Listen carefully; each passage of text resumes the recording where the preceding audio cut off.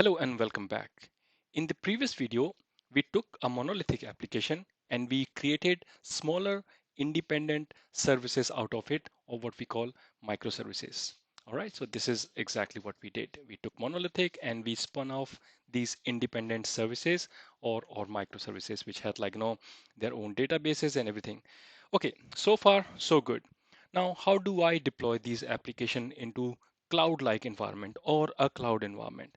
So this is important question. So typically what happens is when you have to deploy an application into cloud, it should be self-sufficient. It and what we call it should have some sort of image, right? Which knows exactly what dependencies it has and how to execute the binary in that given environment. So what we are going to do in this video is we are going to take our Spring Boot application and we are going to package it so it can be run inside a container, right? What is container? Container, you can just imagine, is a virtual operating system or a virtual environment which gives you runtime information for your application to be executed. So within an operating system, you can execute these virtual containers. So the container technology which we are going to use is going to be Docker, which is I'm sure you have heard of it, and it's widely used in cloud world. Okay, so in order to package as a Docker image, what we really need to do is first thing. So this is our one of our Spring Boot services, as you know.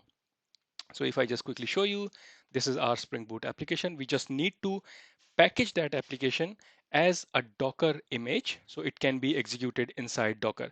So first thing what we want to do is we want to head to Docker website and install Docker Desktop.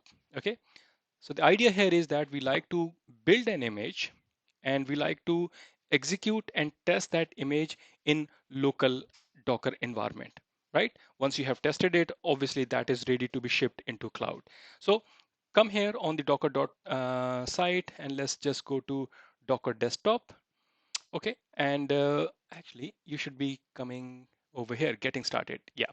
So depending on your environment or the operating system machine, you can download for Windows, download for Linux, but I have a Mac, so I'm gonna go ahead and download for my Mac. Okay, so let's kick it and it's gonna download. And once it's installed, this is how it looks like. Okay, so this is my Docker desktop application where I can deploy my Docker images. So as you can see, we downloaded few images in previous sessions, such as Kafka, Zookeeper, and all these things. But what about my own Spring Boot application? So this is exactly what we are planning to do. So we are going to build an image so it can be executed in Docker. So come back over here on your terminal. Given your Spring Boot application is ready to ship, so what you want to do is you want to Maven clean install. Why we are doing that? So all the application can be packaged into jar and it's ready to go. So my application has been compiled. Let's just do ls minus l real quick. Okay, and what we have is, according to Maven conventions, you should have target folder, and inside target folder you should have a jar file, right? So product double 001 snapshot.jar. Where this name comes from? It comes from Maven. All right, so let's close this editor over here. So what I'm planning to do now is, this is the so we first thing we need to do in order to create a Docker image, we will have to create a file called Docker file, right? So this is the Docker convention. So what we have to do is we have to create a file called Docker file. It could be any file, but that's the default, and Docker automatically knows how to read this file. Otherwise, you have to give some additional parameters on your shell. So let's just go ahead and call this file. Just remember, it's D capital, everything else is lowercase, and it does not have any extension. Yes, right, that's the important bit. It does not have any extension. Inside this file, here are few things which you have to basically write. We have to tell Docker, where do you want to start from, right? What is the base of this image? So I'm gonna say you do from base open JDK. Okay, thankfully, our IntelliJ is clever enough. It's able to give us some hints. So I'm going to use from OpenJDK 11. Okay. After that, I have to say, I would like to build a jar file. So I'm going to give some arguments and I'm saying, you go ahead and, this is the place where I like to collect all the jar files. At the moment, I only have a snapshot.jar. So that's good enough, but you can have, you know, jars or other files. And then we are saying you take this jar file, the variable which I have just created like this, jar underscore file. Yeah. And then you append to app.jar. So we had a base. This is our new source. This is where we are going to add. Okay. Once I have done that, now I'm pretty much ready to package my application into Docker image. The last thing we have to tell Docker is what would be the entry point or a command which it needs to execute in order to start the application. Correct? So typically, if I'm on my shell prompt, I will be saying, Java space, minus jar and the name of the jar file. But over here, we are going to do the same thing. Entry point. So entry point for us would be, so it takes a array like this, right? These are arguments. So I'm saying my first argument is Java. So same thing which you do on your command prompt or you are planning to do on your command prompt, you have to give them as like separate say tokens, right? That probably is the right term. So just to tell you, like just to create a mental picture, if I was executing this thing on my shell, what I would be doing, I would be saying java.jar and whatever the jar file name, and in over here we have created a jar called app.jar. Correct? So I have put Java, I have put minus jar, and the third argument which I need to give is slash app dot jar, because I'm saying in this container, when the container is going to build, this app dot jar will be available at root. Okay, and this is the command I want you to execute with this argument called minus jar. That's it. Our instruction file, Docker instruction file is ready, and then we just need to execute command to tell Docker to follow these instructions and build the image. So let's go back to our terminal over here, and we are simply going to say Docker build. Before we do that, let's just say Docker images. So as you can see over here, I don't have, I'm just going to put a grep so we don't see anything. Control C, clear. Okay, so I'm going to go back and I'm going to say Docker images grep, the one I'm going to create. Let's say I'm going to create eShop. As you can see, there is no image with this name. So what we're going to do now is Docker build minus T. Why do we need minus T? This is basically uh, a, a name of the image, or what we call tagging, okay. Otherwise, if I don't give that, it's just gonna come up with some, random string, which might not be very useful when we are looking at the images or trying to investigate the images. So what I want to do is, because my application is inside eShop, so I'm gonna call it eShop slash product. So what we will do, we can use this tag is eShop slash forward slash for creating other images for other microservices. So they kind of look nice, like it's like a pretty much like what you say, packaging or folder way, like so everything sits inside eShop.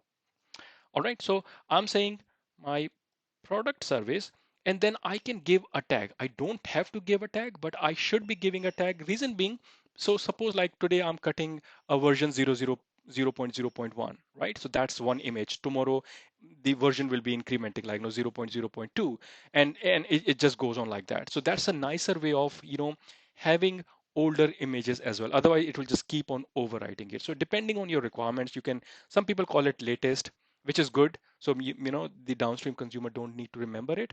But over here, I am explicitly going to say this is the image 0.0.1.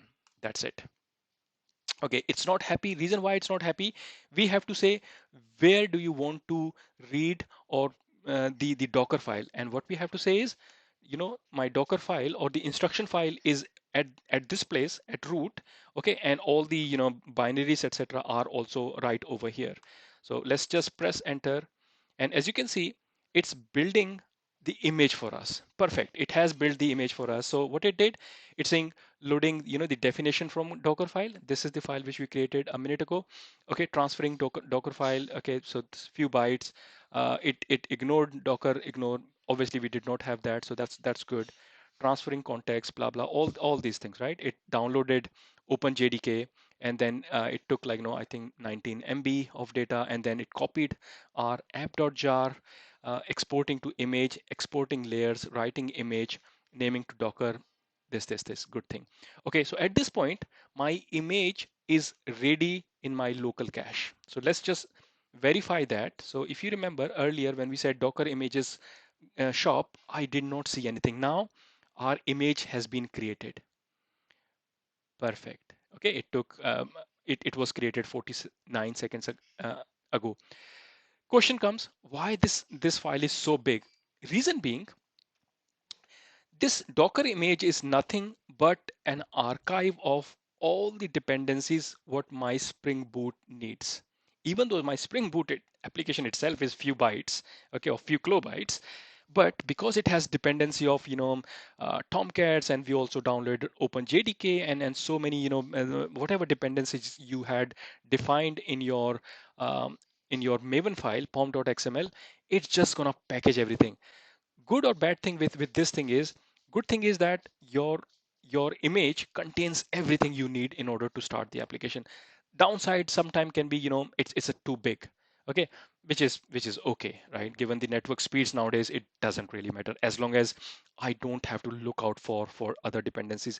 There are ways in Docker images, you can reference external things, or you can create into layers, so when you're compiling next time, it knows what has been changed, what has not been changed. So these are like advanced options. We can try to cover in some other video. All right, so good stuff. Our image is ready now. Question comes, how do I run it? So what we are going to do is, before we do that, let's also take a quick look in our container. So there is nothing running in container. If I come to image, you can see the image has been published over here. This is the image ID, and it was created less than a minute ago. Okay, and that's the size. You can actually go ahead and start it from here, but I am going to start from the prompt. Reason being, I feel I have a more control. I'll be able to specify some port numbers, etc. So this is what we have to do now. We simply have to say docker run, and we have to give what port numbers I would like the application to start. So the external clients can communicate with it. So minus P, you will be saying, I want you to start on 8082. Reason I am giving 8082, because this is exactly what I had put uh, in my product application. You can start on any port as long as it's not clashing, but I just want to be making sure that I am publishing on the port which my application is starting. Just remember, it doesn't has to be, but I am saying I like to be consistent so I can remember it. Okay, so I hope you know the convention of this port. On the left hand side, I have the port which external clients will be using, and this is the internal port which Docker is using when it's starting the application. So basically this is a way of kind of binding the external port with the internal port. Okay, the external port could be anything. Okay, the external port could be anything. It could be 8080. It doesn't really matter. Okay, but since I would like my application to start on 8082, that's what I'm going to give. Another thing we have to give image name. You can give the image ID, which you can see over here. I can give that, but I rather give the image name because I know exactly what I'm starting. So I'm gonna say eShop product dash service. You have to give the whole thing, otherwise Docker will not know, like because otherwise it'll go to remote, it'll start pulling the information from here. So what Docker does, when you start, it first looks at the local cache. If it doesn't find it, then it's just going to go and pull from the remote Docker Hub services and download it. But since we have created this locally, so it should be available. Let's just go ahead and say start. Our application should be starting at this point. the tiny mistake I made over here is I forgot to give another option called -d.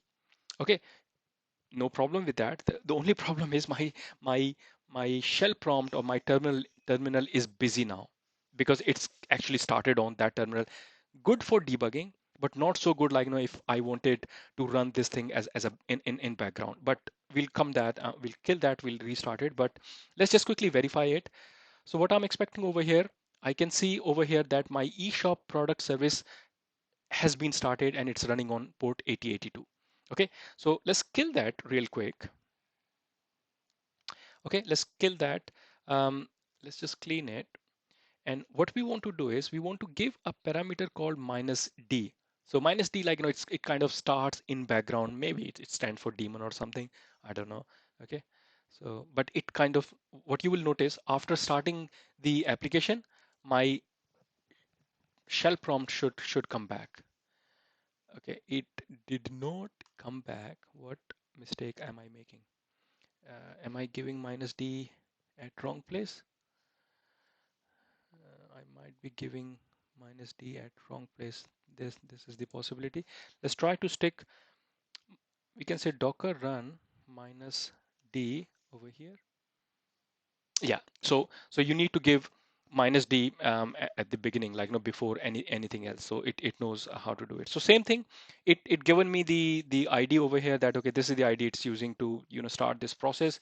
Come back over here, you will notice like okay, because I did mistake earlier. So this is the application running on port 8082. Beautiful. You can actually check Docker processes using Docker PS. Same thing you will see over here, and it's saying this is the command I have executed: java -jar app.jar. Perfect. Open our browser. Let's just open our browser and go to localhost 8080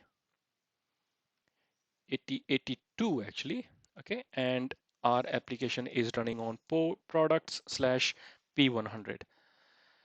Beautiful. There we go. We have created an image and we managed to execute it. Now the question comes, what's the really benefit of it? The benefit here is now I can start this application as many time I want. Okay, the only thing I have to do is I have to just change the port number. Okay, we'll talk about like how we can create different ports but still load balance it. But let's say I'm gonna start this application on another port 8083. Now what's happening is I have two instances of the same application running on different ports. Okay, so now if I copy this thing and simply say 8083, there we go. I have got another instance of the same application running. And what I did actually, I just to when I was testing to make sure that we don't get confused, what I did, every time you start a new instance, I have assigned a unique ID to it. So if I jump back to the previous, can you see it has FFC, but this one has CCCE7. Okay, so if I refresh it, this is going to remain all the time. If I refresh this one, FFC, I can go ahead and I can start hundreds of instances of that. Okay, and it's just gonna work. Perfect. So I hope you like the video. What we have established over here, we took a Spring Boot application, we created a Docker image, and we have published it. Okay, I'm not going to push this image to Docker Hub, so maybe other people can access it. You can go ahead, you can try by having a Docker account, etc. But I think we managed to create our image, we managed to start it. Thank you so much.